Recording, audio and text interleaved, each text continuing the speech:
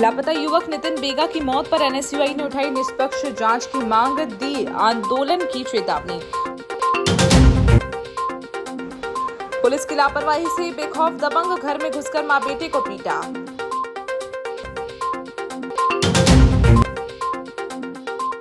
पति ने तैयार किए कोर्ट की फर्जी दस्तावेज, पत्नी ने एसपी से की शिकायत। नशे से है दूरी 2.0 अभियान के तहत निकली रैली, नुक्कड़ नाटक से दिया नशा मुक्ति का संदेश।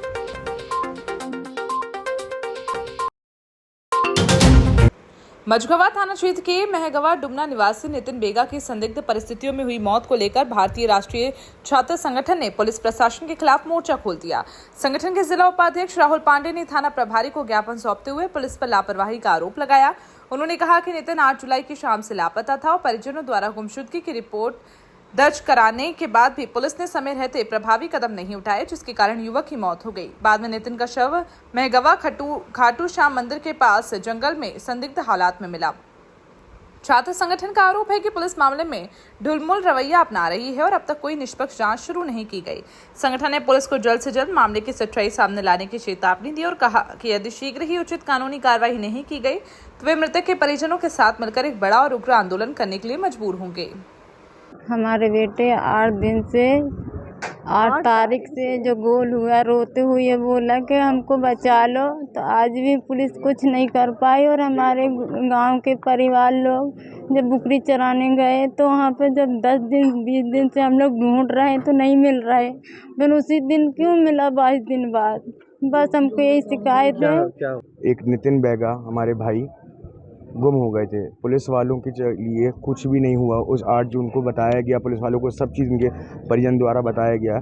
30 जून को उनकी मृतक लाश मिली, पर अभी तक पुलिस वालों ने कोई भी निष्पक्ष जांच नहीं करी है किसी चीज़ के ऊपर। और जिनके ऊपर आरोप, जिनके ऊपर इन्हें लगता है कि उन्होंने उनके साथ गलत हत्या किए हैं, हर एक चीज़ करें, अभी तक उनके ऊपर भी कुछ भी सोच नहीं लगाया। तो आज सर के बाद हम इसलिए आए थे, टीआई साहब के पास इसलिए आए थे कि इस चीज़ के बारे में निष्पक्ष जांच हो। 9 जून को एक नाबालिग बच्चा नितिन बेगा गुमा था, जिसके गुमने की शिकायत दर्ज की गई थी।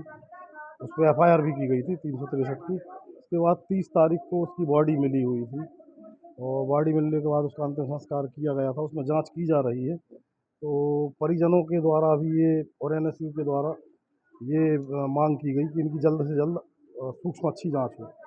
तो उनको आश्वासन दिया गया है कि हम लोग सही से जांच करेंगे उसकी और जल्दी से जल्दी करने की कोशिश करेंगे। जबलपुर के भेड़ाघाट थाना क्षेत्र के ग्राम अमाहिनोता में एक महिला ने दबंगों और पुलिस की निष्क्रियता के खिलाफ एसपी से न्याय की गुहार लगाई है। पीड़िता सीमा पटेल के अनुसार 12 जुलाई 2026 की रात सोनी पटेल, राजा पटेल और रोहित पटेल लोहे की रॉड लेकर उनके घर में घुस आए, तोड़फोड़ की और बेटे सोनू के साथ मारपीट की। बीच बचाव करने पर सीमा के साथ भी मारपीट की गई और उनके कपड़े फाड़ दिए गए। आरोप है कि भेड़ाघाट पुलिस ने एफआईआर दर्ज कराने के बजाय केवल एनसीआर दर्ज कर खानापूर्ति की। उसी रात आरोपियों ने घर के बाहर पहुंचकर जान से मारने की धमकी दी। अगले दिन महिला के पति अशोक कुमार पटेल पर भी कुल्हाड़ी और लाठियों से हमला किया गया। पीड़िता का कहना है कि 5 जुलाई की पूर्व शिकायत पर भी पुलिस ने कार्रवाई नहीं की। अब परिवार ने एसपी से आरोपियों के खिलाफ सख्त कानूनी कार्रवाई और सुरक्षा की मांग की है। जी, विवाद कुछ फुल्की पे से 1 महीने पहले विवाद हुआ था। उसके बाद में 1 महीने के बाद में ये कल मतलब 12 तारीख को फिर आया मारने के लिए घर। हम लोगों ने पहले भी कंप्लेंट की थी 1 महीने पहले, तो हम लोग की कंप्लेंट नहीं लिखी थी। और अभी भी 12 तारीख को जब ये मारने को आया तो हम लोग कंप्लेंट लिखाने का 1 बजे रात तक हम वहाँ पर बैठे हुए थे, लेकिन वहाँ पर हम लोगों की कोई सुनवाई नहीं हुई और ये वकील भी वहीं पर था। रोहित पटेल, सोनी पटेल, राजा पटेल वकील करके है। जे आया लोहे की राड लेके, मेरे बेटे को लोहे की राड से मारने की कोशिश की। मेरे पति ने बचाना चाहा तो उसके साथ भी छीना झपटी की और मैंने बचाना चाहा तो मेरे को बालों से घसीटते हुए रोड तक लेके गया। उसके पश्चात मेरे कपड़े फट गए, मेरी चूड़ियाँ फट गई, टूट गई। उसके बाद भी मैं थाने फटे कपड़ों में ही थाने गई, उसके बाद भी मेरी सुनवाई नहीं हुई। और पुलिस वालों को पैसे खिलाता है, शराब पी के आता है। 1 महीने से घर से निकलना मुश्किल हो रहा है। पुलिस वाले पैसे ले लेते हैं तो बिक जाते हैं। जबलपुर की रहने वाली प्रियंका वर्मा ने अपने पति लोकेंद्र वर्मा के खिलाफ धोखाधड़ी और फर्जी दस्तावेज तैयार करने की गंभीर शिकायत पुलिस अधीक्षक से की। पीड़िता का आरोप है कि साथ रहने के दौरान उसके पति ने धोखे से कोरे कागजों पर उसके हस्ताक्षर करवा लिए। बाद में उन्हीं हस्ताक्षरों का दुरुपयोग कर हिंदू विवाह अधिनियम की धारा के तहत तलाक की झूठी याचिका और फर्जी अदालती दस्तावेज तैयार किए।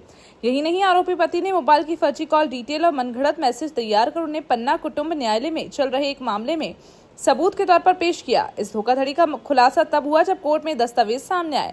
पीड़िता प्रियंका वर्मा ने एसपी को आवेदन सौंपकर अपने पति के खिलाफ भारतीय न्याय संहिता के तहत जालसाजी और कूट रचना की विभिन्न धाराओं में मामला दर्ज कर सख्त कानूनी कार्रवाई करने की गुहार की है।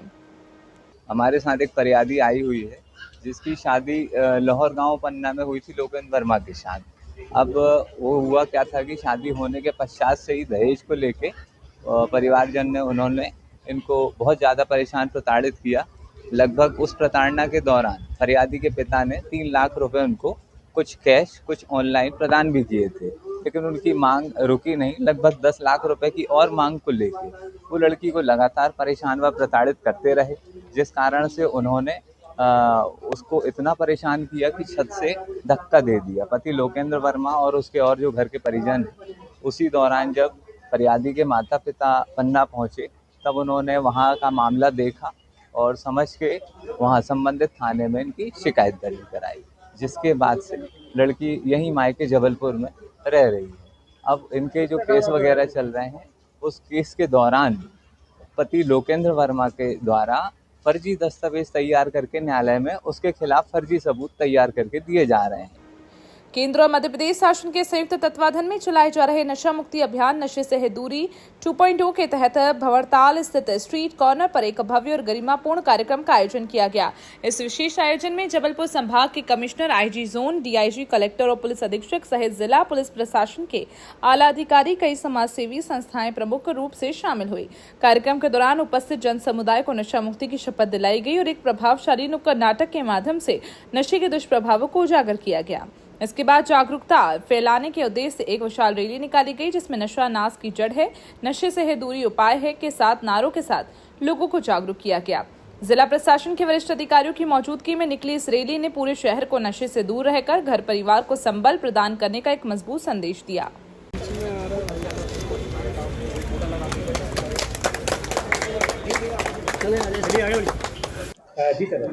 ये नशे से मुक्ति के लिए नशे से दूरी है जरूरी अभियान प्रतिवर्ष चलाया जाता है। इस वर्ष भी 15 जुलाई से 30 जुलाई तक आज से प्रारंभ किया जा रहा है।